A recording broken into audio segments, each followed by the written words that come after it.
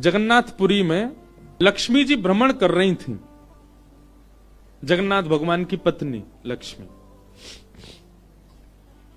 और पूरे पुरी क्षेत्र में भ्रमण करते करते उन्होंने देखा कि मैं किस पर कृपा करूं। तो सबसे पहले लक्ष्मी जी गई अर्चकों के पास, जो जगन्नाथ जी को उठाते, सुलाते, खिलाते, नहलाते, भोजन प्रसाद कराते। बोले ये अर्चक हैं, पहले अर्चकों को देखें, इनके यहां किसी परिवार में अगर हमको कृपा करनी हो तो लक्ष्मी जी सब अर्चकों के घर में गई। देखा महाराज सूर्य उदय हो गया, ये तो अभी सो ही रहे हैं, ना आचार विचार शुद्ध, ना खान पान की शुद्धि। लक्ष्मी जी ने देखा महाराज सबरे पुजारी, अर्चक, साधक लेट लेट तक सो रहे हैं, ना आचार विचार शुद्ध, ना खान पान की शुद्धि, ना वस्त्रादि धुले हुए, एक ही वस्त्र हैं, 5-5 दिन तक उन्हीं को पहनने हैं। लक्ष्मी जी बोली ये मेरे रहने लायक स्थान नहीं है, इसको यहां नहीं आऊंगी मैं। और तभी लक्ष्मी जी ने आगे जाकर के देखा कि वह परिवार जिनको झाड़ू लगाने की सेवा थी, नाली आदि साफ करने की सेवा थी, जिनको मंदिर में प्रवेश तक नहीं करने दिया जाता, उनके घर में गोबर का चौका, सब ब्रह्म मुहूर्त में उठ गए हैं, तुलसी जी को जल दे रहे हैं, घर में बिल्कुल शुद्ध भोजन बन रहा है, आचार विचार की शुद्धि, हाथ स्वच्छ हैं, पैर बच, जन्म से उनकी जाति कहीं ऊंची नहीं है, लेकिन बाकी सब कुछ उनका स्वस्थ था, बिल्कुल शुद्ध था। लक्ष्मी जी की कृपा चाहते हैं ना, पवित्र रहना प्रारंभ कर दो। लक्ष्मी जी को पवित्रता बहुत प्रिय है। आपने आज जो वस्त्र पहने, कल अगर आपने पहन लिए, लक्ष्मी जी तुरंत चली जाएंगी। इतनी भी अपवित्रता लक्ष्मी जी को प्रिय नहीं है। लक्ष्मी जी बोली ये अच्छी है, इसके यहां मैं जाऊंगी। लक्ष्मी जी प्रत्यक्ष प्रकट हो गई उनके घर में जाकर के। अब वे तो बेचारे छोटे मोटे लोग, बेचारे ज्यादा धनवान तो थे नहीं। उन्होंने जब देखा कि अत्यंत गहने पहन रखे हैं, ऐसी मधुर सुगंधी आ रही है, रूप देख करके नेत्रों के पलक नहीं झपके जा रहे, सबने दंडवत प्रणाम किया। बोले आपका परिचय? बोले हम जगन्नाथ जी की गृहिणी हैं, साक्षात लक्ष्मी। वे सब घर के लोग, अरे हमारे घर का तो जल भी आपके स्पर्श योग्य नहीं है, हम तो ऐसे लोग हैं, हम तो नीचे लोग हैं। ये लक्ष्मी जी बोली ये सब बात नहीं करो, हम लोग ठाकुर जी ये सब विचार नहीं करते। तुम्हारा आचरण देखो कितना शुद्ध, तुम्हारे व्यवहार कितना शुद्ध, तुम्हारी बुद्धि कितनी शुद्ध है। और सुनो, चौकी लगाओ, जो भी घर में बना है प्रत्यक्ष थाल में पधराओ, हम तुम्हारे यहां प्रसाद पा करके जाएंगे। पूरा घर भाव विवल हो गया, सबके नेत्रों में आंसू, साक्षात लक्ष्मी जी आई हैं। सबने पवाया। लक्ष्मी जी प्रेम से प्रसाद पा रही थीं। तभी जगन्नाथ जी के बगल में ही विराजती हैं सुभद्रा जी, सुभद्रा जी के बगल में विराजते हैं श्री बलराम जी। बलराम जी भ्रमण कर रहे थे पुरी में। भ्रमण करते करते वो घर घरों में झांक के देख रहे थे क्या हो रहा है। जैसे ही उस घर में झांक के देखा तो श्री लक्ष्मी जी प्रसाद पा रहे हैं। बलराम जी बोले राम राम राम राम राम राम, ये झाड़ू पोंछा बर्तन करने वाले लोग, इनके यहां पर चले जाओ, इन पर कृपा करो। पर भैया इनके यहां तो भक्ष भक्ष भी बनता होगा, मांस भी बनता होगा, और ये लक्ष्मी जी यहां बैठ करके प्रसाद पा रही, हमारी घर की बेटी, हमारी घर की बहू, बिल्कुल आचार विचार की शुद्धि नहीं रखी। नाक फूल गई, बलराम जी की नाक फूल गई। महाराज आकर के कुछ बोले तो नहीं, मंदिर में आके बैठ गए। तो लक्ष्मी जी प्रसाद बनाती हैं। जैसे ही भोग रखा गया जगन्नाथ जी के आगे, बलभद्र सुभद्रा जी तुरंत हाथ पांव धो के बैठ गए। बलराम जी अपने सिंहासन से ही नहीं उठे, नाक फुला के बैठे हैं।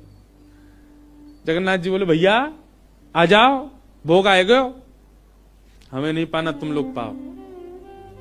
क्यों, क्या हो गया? अब क्या बोले, अब तो सब आचार विचार सब खत्म हो चुका है। परमात्मा होते हुए भी हमारे यहां आचार विचार नहीं चल रहा है, तो फिर इंसान क्या आचार विचार का पालन करेगा? जगन्नाथ जी बोले भाई कोई बात पे बुरा मान गए जे, तो इनसे बात करें। जगन्नाथ जी गए, भैया कहा भयो, आप इतने उदास क्यों, इतने नाराज क्यों? सब बात बताई बलराम जी ने। बोले लक्ष्मी जी आज सुबह सुबह एक ऐसे के घर में गई और वहां जाके प्रसाद पा रही थी, बिल्कुल विचार नहीं किया, कहां शुद्धता कहां अपवित्रता।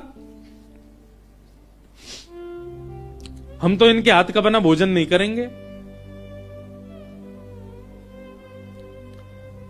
अब जगन्नाथ जी बड़ी दुविधा में पड़ गए, यदि पाऊं तो भैया नाराज बैठे, भैया कहेंगे मैं नाराज हूं, इससे को कोई फर्क नहीं पड़ा है, फिर भी पा रहा है, और नहीं पाऊं तो लक्ष्मी जी टेढ़ी टेढ़ी देख रही हैं कि मैंने बनाया, ये पा क्यों नहीं रहे। जगन्नाथ जी बोले लक्ष्मी जी को तो मना लिया जाएगा बाद में, पर ये नहीं माने ना, ये तो शेषनाग हैं, इनको ज्यादा ही क्रोध आ गया तो जोर से सिर हिला देंगे, प्रलय और हो जाएगा। जगन्नाथ जी ने लक्ष्मी जी से कहा देखो भैया नहीं पा रहे तो हम भी नहीं पाएंगे। लक्ष्मी जी बोले कोई बात नहीं। एक दिन नहीं पाया, दूसरे दिन फिर लक्ष्मी जी ने बनाया, फिर नहीं पाया, तीसरे दिन फिर लक्ष्मी जी ने प्रसाद पधराया, फिर नहीं पाया। तो लक्ष्मी जी बोली भाई कोई बात है तो हमसे बोलो सीधे, ये प्रसाद रोज छोड़ देना ये कैसा तरीका है आपका नाराज होने का। कहीं बलराम जी बोलते हुए सुन लिए लक्ष्मी जी ने कि भाई इनके हाथ का बना हम नहीं पाएंगे। लक्ष्मी जी ने जाकर के जगन्नाथ जी से कहा देखो संपूर्ण जगन्नाथपुरी में प्रसाद बनाने की सेवा हमारी, और आपके भैया कह रहे हैं कि हमारे हाथ का बना पाएंगे नहीं, जब हमारी सेवा लेनी नहीं तो फिर हम यहां क्यों रहें, इसलिए आप हमको आज्ञा दें। अब हम जहां हमारा सुख है हम वहां चले जाते हैं, हम चले जाते हैं श्री क्षेत्र से। जगन्नाथ प्रभु कुछ, अच्छा जगन्नाथ जी को भी लीला करनी है इसलिए वो कुछ नहीं बोले। अब कुछ नहीं बोले तो लक्ष्मी जी समझ गई, बोले मौन मतलब हां ही होता है। लक्ष्मी जी बोले ठीक है आप लोग शयन करो, रात्रि का समय, बलभद्र सुभद्रा जगन्नाथ जी के कपाट बंद हो गए। लक्ष्मी जी बोली अब हम जा रही हैं, और मंदिर से श्री लक्ष्मी जी चली गई। प्रातः काल ब्रह्म मुहूर्त का समय हुआ। महाराज जगन्नाथ जी बलराम जी जैसे ही उठे तो क्या पाया, नीचे फर्श पे पड़े थे। कहां सोने के सिंहासन पर सोते थे, सोने के बिस्तर पर सोते थे, बढ़िया लत्ता पहन के रहते थे, गले में स्वर्ण की मालाएं, हाथ में स्वर्ण के कड़ूला, पाम में स्वर्ण के कड़ूला आदि सब पहन के सोते थे। लेकिन लक्ष्मी चली गई तो सब चला गया। सवेरे उठे तो फर्श पे पड़े थे। बलराम जी बोले लाला जी कहा है गो, हमारे सिंहासन वगैरह कहां चले गए। ठाकुर जी बोले लक्ष्मी जी चली गई ना, लक्ष्मी तो मतलब सब होता है। बलराम जी ने अपनी तिजोरी जाकर के खोली, सबरे वस्त्र चले गए, आभूषण चले गए, सब आयुध चले गए, फटे पुराने मैले कुचैले बिना धुले महीनों के सालों के वस्त्र पड़े थे। और यही होता है, लक्ष्मी जाती है तो यही रह जाता है।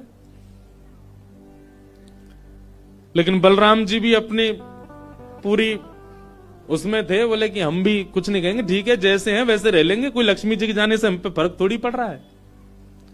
चल लाला भोजन को समय है, प्रसाद पामे। ठाकुर जी बोले कैसे प्रसाद पाएंगे, प्रसाद तो लक्ष्मी बनाती है, लक्ष्मी चली गई, खुद ही बनाना पड़ेगा। बोले हाँ हाँ तो हम पे कोई बनावी कमी, हम दोनों मिलके बनाएंगे।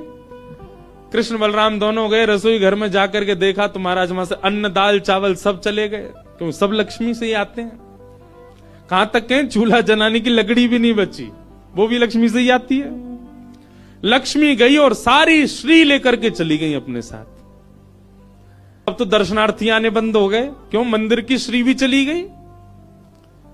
जगन्नाथ जी और बलराम जी चुपचाप बैठे हैं अपने सिंहासन पर, भूखे प्यासे बेचारे, आंख बाहर निकल आई।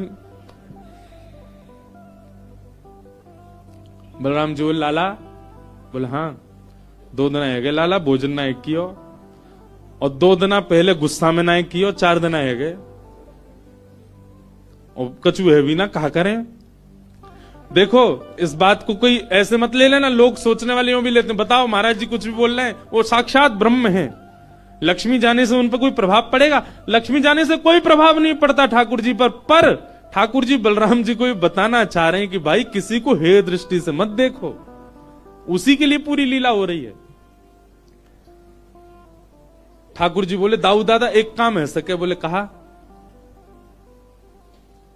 बोले समुद्र के किनारे स्वर्ग आश्रम है जहां पर लोगों की अंत्येष्टि होती है। बोले हाँ, मैंने एक बार देखा था वहां पे लोग कटोरा लिए बैठे रहते हैं और उनको कुछ ना कुछ मिल ही जाता है, आपकी आज्ञा हो तो वहीं चलें, कछु तो मिल जाएगा।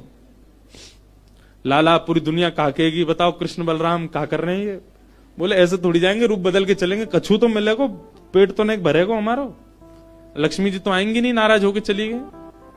बलराम जी बोले हाँ हाँ जान दे, ये बहू के बड़े नखरे हैं, चली गई तो कहा हम का भूखे रहेंगे, चल लाला मेहनत करके उद्यम करके भिक्षा मांग के पालेंगे।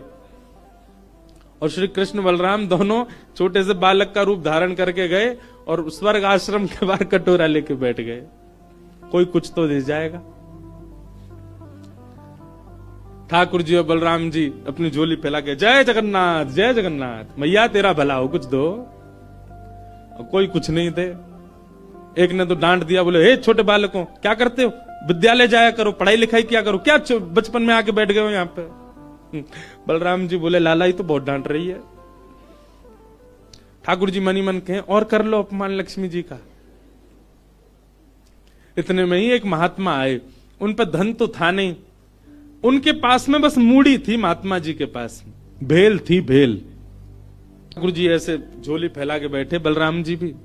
तो महात्मा जी ने क्या किया, ऐसे करके लो बच्चों, लो पालो, पेट भर लो। बलराम जी बोले लाला एक समय को भोजन तो मिल ही गयो।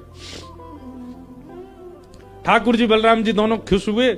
लक्ष्मी जी ने दूर से देखा, ए पवन देव जोर से बहना प्रारंभ करो। ऐसी जोर की हवा चली महाराज, सबरी मूड़ी उड़ गई। बलराम जी और ठाकुर जी पीछे पीछे भागे, मूड़ी सबरी उड़ गई।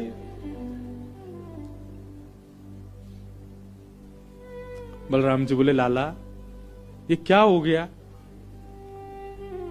बोले भैया हम संकोच में कुछ कहते नहीं, आप बड़े भैया हो, पर हम एक बात कहें, ये लक्ष्मी के बिना सब हाल हो रहा है हमारा। ठीक है बहू है, आपने समझा देते, आप भी बिल्कुल नाक फुला के बैठ गए, गुस्सा है के बैठ गए, चली गई बेचारी। यदि वे प्रसन्न हो जाए तो फिर सब ठीक है जाएगा। अरे ना बेटा कोई बात नहीं, हम तो क्षमा मांग लेंगे, तेने पहले क्यों ना कही मोते। ठाकुर जी बोले अब कोई बात नहीं, अब चलते हैं, ढूंढे उनको कहां है। पूरे पुरी में ढूंढा, कहां है लक्ष्मी जी। लक्ष्मी जी उसी कन्या के घर में थी, उसी घर में थी जहां देख करके बलराम जी को हीन भावना आ गई थी। बलराम जी लेके गए, लाला यही घर में बैठी जब मैंने देखी काई। वहां जाकर के देखा तो महाराज उस घर में बिल्कुल जैसे मंदिर की रौनक होती है, ऐसी रौनक उस घर की हो रही थी। फर्श लगे हुए हैं, बढ़िया सोने चांदी के बर्तन रखे हैं, एक जगमगा रहा है मणियों से पूरा घर भवन। और बाहर बैठ करके उस महिला के जिसके ऊपर कृपा की थी लक्ष्मी, उसके बालक भर भर के सामग्री दे रहे हैं लोगों को, भोजन की सामग्री, वस्त्र ले जाओ, ये ले जाओ, कोई गरीब कन्या के लिए धन ले जाओ, राशि ले जाओ, सोने की मोहर ले जाओ। लक्ष्मी जी बैठी है घर में। ठाकुर जी बोले अब लक्ष्मी जी तो नाराज हैं, भैया एक काम करें हम भी लाइन में लग जाएं, कछु मांग लें, लेके चल दें। जैसे ही ठाकुर जी और बलराम जी लगे कतार में, भीतर से लक्ष्मी जी को देख के दया आ गई। मेरे प्राणनाथ ये चाहे तो सर्वसमर्थ हैं, परंतु बलराम जी को बताने के लिए पूरी लीला कर रहे हैं। लक्ष्मी जी तुरंत बाहर आई और दोनों को इशारा किया, आप लोग इधर आओ। बलराम जी बोले देख बहू तू नाराज मत हो, हम ते गलती है गई, और वैसे गलती तेरी भी कम नहीं, तो को नहीं जानो चाहिए ऐसी जगह। लक्ष्मी जी बोली दाऊ दादा ठाकुर जी के लिए सब अलाव है, हमारे लिए इतने बंधन। वे किसी भी भक्त पर कृपा करने जा सकते हैं, वहां पर जात पात नहीं देखी जाती, वहां पर यह नहीं देखा जाता कि भजने वाला कौन है, ब्राह्मण है, क्षत्रिय, वैश्य कौन है, सब पर वो अनुग्रह कर सकते हैं। तो फिर हमारे ऊपर इतनी रोक टोक क्यों। और किसी के जन्मगत व्यवहार से उसका पूरा जीवन नहीं आंकना चाहिए, उसके स्वभाव व्यवहार से देखना चाहिए कि वो है कैसा। कहां आप कहते हैं कि ब्राह्मण सर्वश्रेष्ठ, और वो देर देर तक सो के उठ रहे हैं, उनके यहां शुद्धि नहीं, वस्त्र 4-4 दिन तक पहन रहे हैं, एक महीना एक ही धोती में निकाल रहे हैं। आप कह रहे हैं कि वो श्रेष्ठ, और ये लोग जो इतनी पवित्रता का ध्यान रखते हैं, इन पर कृपा ना हो। हमारे अनुसार तो जो अपने कर्म से शुद्ध है वो शुद्ध है। बलराम जी और ठाकुर जी दोनों मान गए, जैसी आपकी इच्छा। बोले नहीं आज के बाद हम आपसे एक नियम चाहते हैं। क्या? बोले श्री जगन्नाथपुरी में नियम कर दीजिए। बोले क्या? जिस महाप्रसाद को ब्राह्मण पाएगा उसी महाप्रसाद को शूद्र भी पाएगा, दोनों को समान फल मिलेगा। और यहां महाप्रसाद का ऐसा नियम रखा जाए कि अगर एक ही पत्तल में दोनों बैठ करके पालें तो दोनों को समान पुण्य प्राप्त होगा। महाप्रसाद पाते ही, अन्य तीर्थों में तो बहुत साधन करने पड़ेंगे, पर पुरी में आकर के कोई एक तिनका भी यदि महाप्रसाद का पाले तो उसको सर्व साधनों का फल प्राप्त हो जाए। और किसी भी प्रकार से यह ना देखा जाए कि कौन किस वर्ण का है, वो स्वभाव से शुद्ध होना चाहिए। हम सबको हृदय लगा में, अगर ये सब आपको मंजूर हो तो मैं राजी हूं। राजी हुए और तब से श्री जगन्नाथपुरी में ये सब नियम नष्ट कर दिए गए। महाप्रभु जी सबके लिए सुलभ हो गए।